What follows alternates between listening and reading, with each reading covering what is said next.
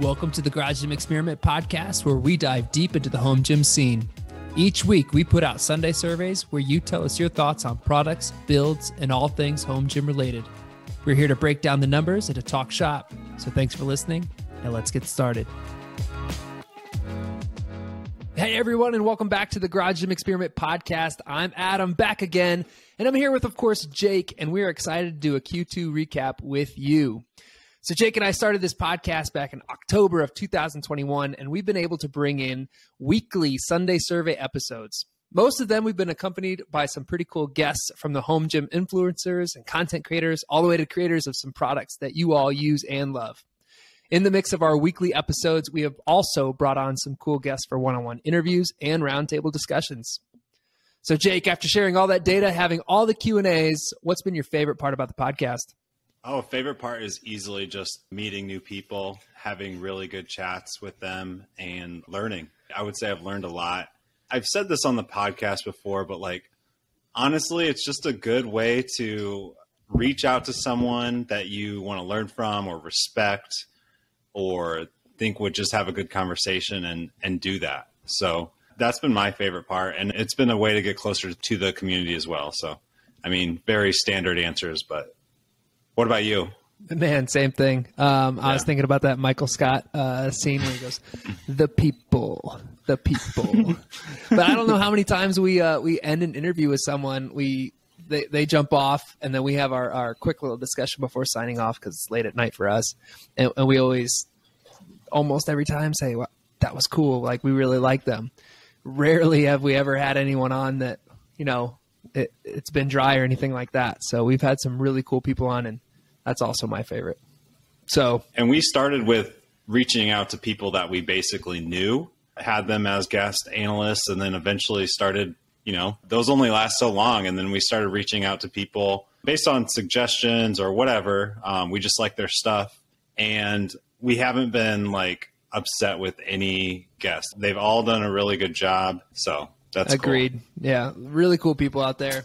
So in addition to our podcast, we were also able to launch another podcast with some friends of ours. And that's the Do You Even Lift Bro Show? Bro Show. I like that. And that one's with Kyle Kaizen and Matt Pendergraph. They're running that podcast over there. Jake, I know you've listened to some episodes. How do you think it's going? Yeah, I've listened to all of them, obviously. Yeah, just so everyone's clear, we are in the process of trying to create a network, and this is phase one. But Kyle and Matt are doing a really good job. The execution of their episodes is really good. It's really well put together. It's really entertaining. It's funny. It's not just a couple of dudes rambling about the gym. It's, like I said, really well thought out and put together. And they're doing a really good job, and they're working really hard. And the overall quality is professional level, what they're producing is better quality than what we have going on. Let's just say we talk about it between the two of us, and they're two perfectionists, and it really shows in their work. It comes out with a really nice product. If you haven't listened, you got to go check them out. Do You Even Lift Bro? That podcast is under our soon to be growing network, the Garage Gym Experiment Podcast, or Garage Gym Radio. So we have a few other things in the works. So be sure to keep up with what's coming soon. Jake, you got some teasers, or just excited about what's in the bank, what's coming up? Do you want to share anything, or you just want to leave it to be a surprise? I don't think we're quite ready to share that. You just never know what's going to happen. So I think we have something for everyone, though, and I'm really pumped for what's around the corner for people to listen and for myself to listen as well. So this is our Q2 recap, and who are some of the people that we had on for Q2? We produce multiple podcasts each week, so can't really name everybody. I think some of the ones that come to my mind off the top of my head, I thought the Vendetta Strength guy, Britton, he had a pretty cool story. Seems like he's got some cool projects in the works. Vintage weights, unique subject that I think could potentially get popular down the road. And it was just cool to hear some of his stories, and he's got a lot of knowledge behind him.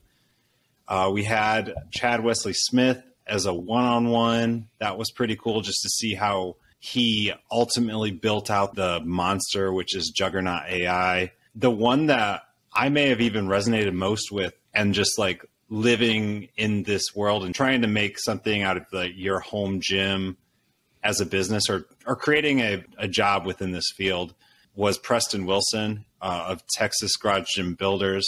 So he started a business 5 years ago or so, installing equipment around the Austin area, and now has I want to say 5 to 10 employees, and seems to be really successful. So he was someone I talked with 4 or 5 years ago, back when first getting this up and running, and we haven't chatted in the last few years.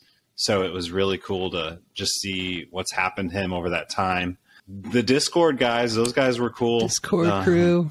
Those guys are cool. They were cool. Interesting to listen about that world and just what's going on through their brains and how they started it. That was cool. We had Gluck, Gluck always brings some entertainment. The Microgains story was pretty cool. Yeah, the Microgains story was another just really good one if you're into entrepreneurship and what it takes to get a company from zero to going. The Bulletproof Fitness, he had a really good story and really explains his product really well. We had one this morning with Pheno X Fitness. He's a cool guy, has some cool stuff in the works. That's a pretty good rundown. Most of them. If we forgot you, we didn't actually forget you. Jay from My Free Gym. He was great. Just a good laid back guy. Good dude. Yeah. Yeah. Good dude. Garage Gym Competition. I think that was last quarter. Hensley from Lab snuck in there another time. Adam. Yeah. The DIY roundtable got. The DIY roundtable. How could I forget? I think that was just posted today. So yeah, that was a good one. Those 3 guys are awesome. I think they all have a place within the DIY space, and I think they put on an entertaining roundtable.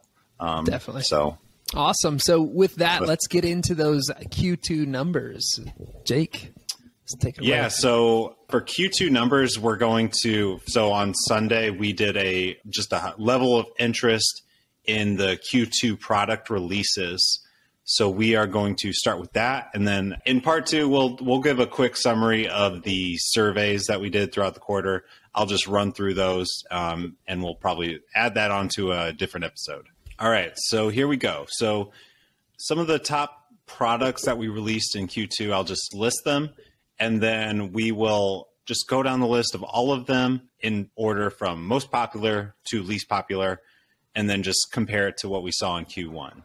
Let's go with the most popular item in Q2, which was the lat pull-down / low row machine from Bells of Steel. This had about 26% high interest, 33% medium interest, only 39% low interest, and then 1% neutral.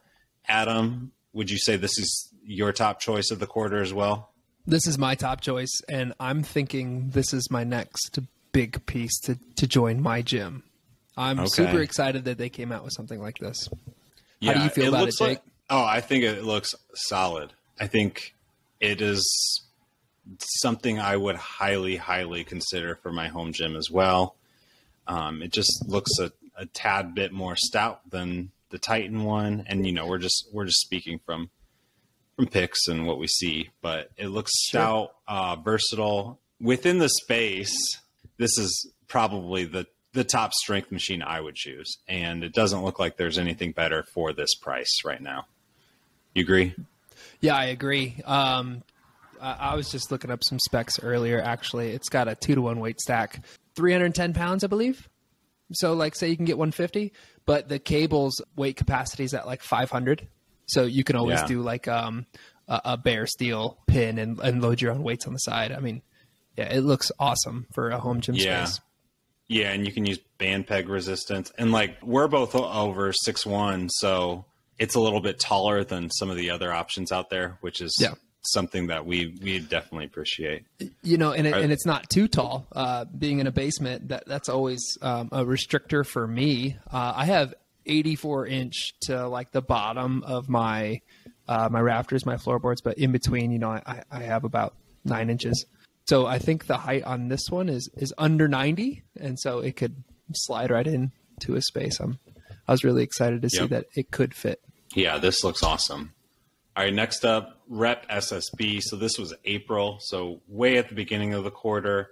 I don't think we're surprised that this is at the top of the list with about 23% voting high, 31 medium, 42 low. This probably looks like the best value SSB out there. I'm personally waiting for it to ship from the pre-order, so looking forward to that. What'd you pay, Jake? What was pre-order price? $329. $329. Yeah, I didn't know the price or anything on it. It's crazy to me that this one did get high because there's so many safety squat bars out there, but coming from Rep, which is obviously a great company and a good price, $329, free shipping. I mean, that makes sense that it would be a popular choice. Yeah, I'd agree. All right. And places 3 through 6 were the towers released from Bells of Steel. And Adam, we've discussed these. These also look like pretty solid options for us home gym owners. Yeah. Yeah, awesome. And they're expensive, but they're not something that's out of reach for most people if they prioritize it. So we do have in first place of the Bells of Steel options was the selectorized option with 2 cable towers. So kind of a functional trainer. It does double as a squat stand as well. Next up was the cable tower with weight stack, so a single tower. Number 3 was the plate-loaded dual cable tower, also squat stand.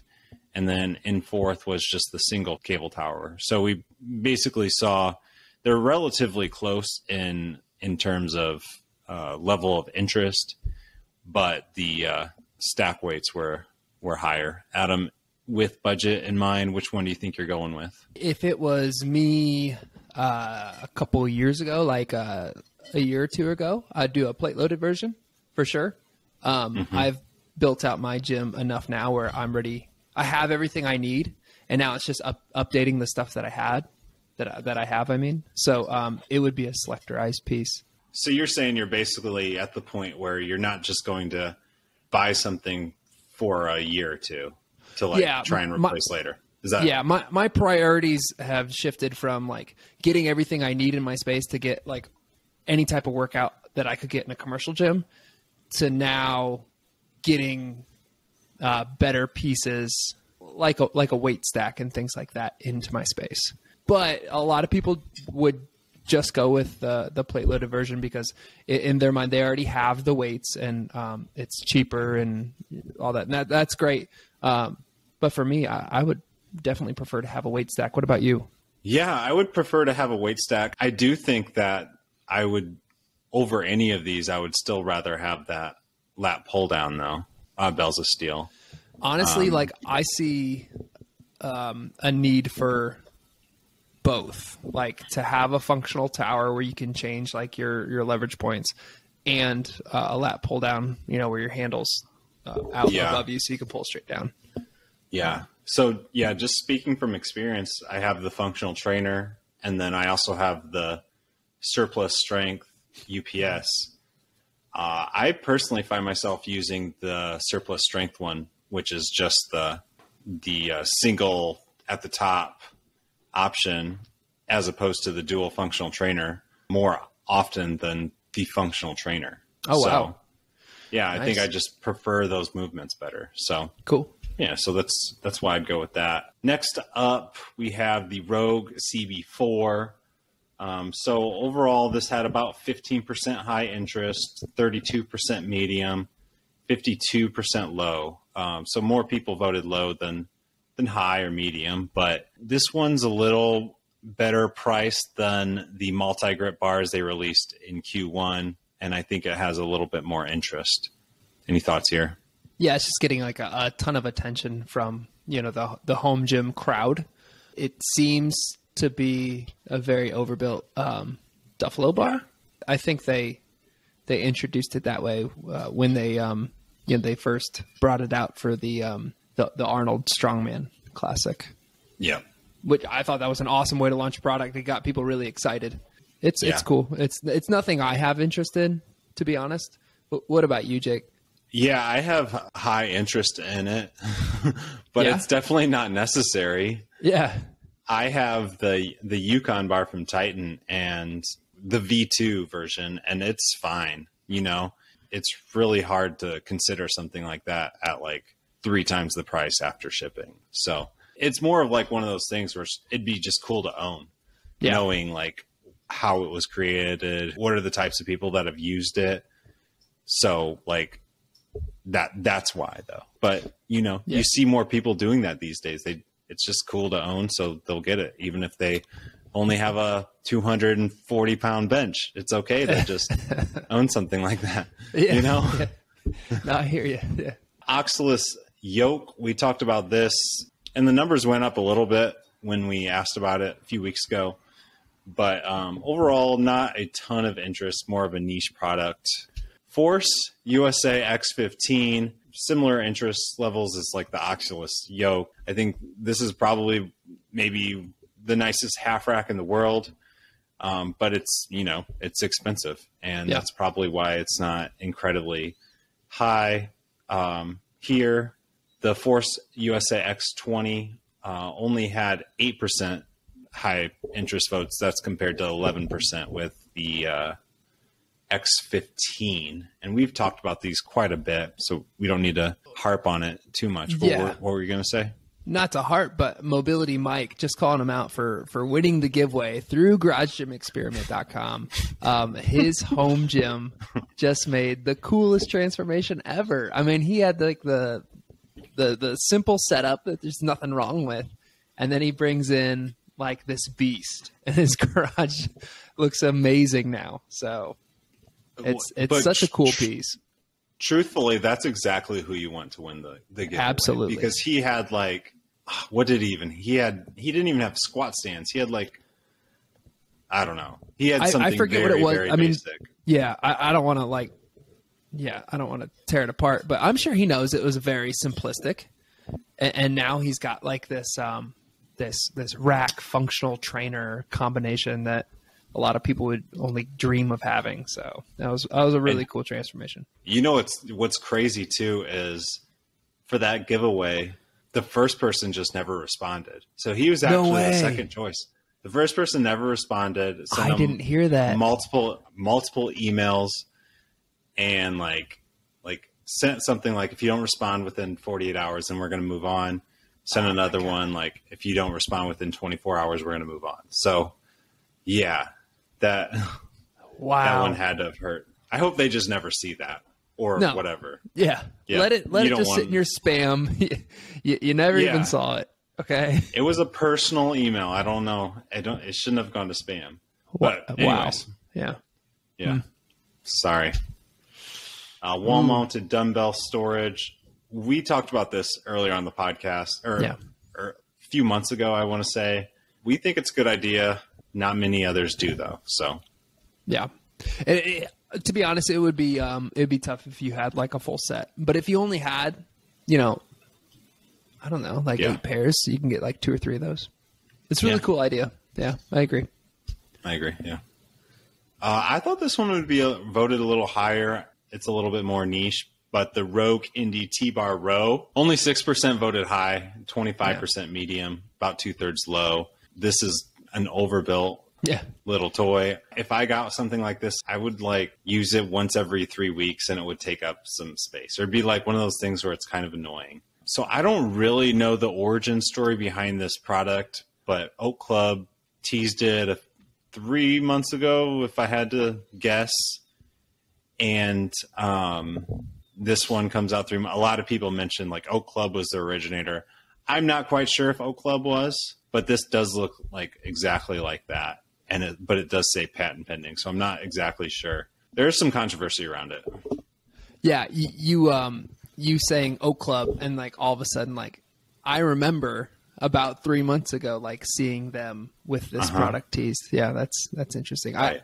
I didn't think of it like when I see the Rogue Indie T-Bar Row, and then I remember totally see like the club and the spade like symbols on the side of it. Yeah, right. I remember they posted it and like seeing comments like, "Oh, that's amazing, and I like could not figure out what it was for. It took me a long time to like figure out what the heck is that. So I think that's probably what a lot of people here did too, you know. All right, the wooden barbell storage didn't do too hot either. Only 6% said high. I feel like I would want this. Be easy to move around. Yeah. It's not too much cheaper than steel though, so I think that's probably why. Here's where I'm at with this type of barbell storage, and it has nothing to do with like wood or steel. I like a gun rack because I think it's almost it's the same to me as like having have banners and flags. Putting your barbells on the wall, it adds to the decor. It's not a status thing, but it's just cool to see them hung up like that. You have 40, 50 barbells. And so you have your gun racks, but then you need barbell storage like this. I don't think you have enough wall space to put all your barbells on walls. No, I don't. Yeah. I really don't. So, but it like me, I'm counting I have 6 barbells. Having them on the wall just looks cool. And so. Dang, up to 6. Nice. 6. Yeah, man. All right. And then last place was the 2x2 dip station. It's because people hate 2x2 racks. This is one of those that usually doesn't get mentioned with all of these other cooler products, but it was added there. Probably not for the good. But so we have on the screen, you can see a list of, we did this in quarter 1, 2, and merged them together. So the lat pull down / low row from Bells of Steel is now the number 2 product release. It did not beat the Rep AB4100, which had about 33% vote high interest and 43% vote medium. So the AB4100 is, you know, it's one of those where it's very well could be considered the best option for most people. So it's just one of those things where you're probably not going to vote low. Whereas most of these other things on the list are, you know, pretty unique if they're being released in 2022 in Q2. So let's see. I didn't really analyze this too much, but you can see that just off looking at it. So the Rep Cambridge Swiss bar was a little bit more popular by like tenths than the Rep SSB. So high. The Aries cable attachment beat out all of these Bells of Steel cable towers, not the lat attachment, but the cable towers. You can see the CB4 is a little bit ahead of the multi-grip bars from Rogue.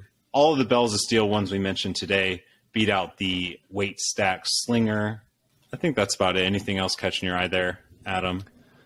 No, I love the AB4100 being on top because to me, a product like that is the perfect combination of something everyone needs. It's customizable and it's priced right. So that's really cool that one made the top list.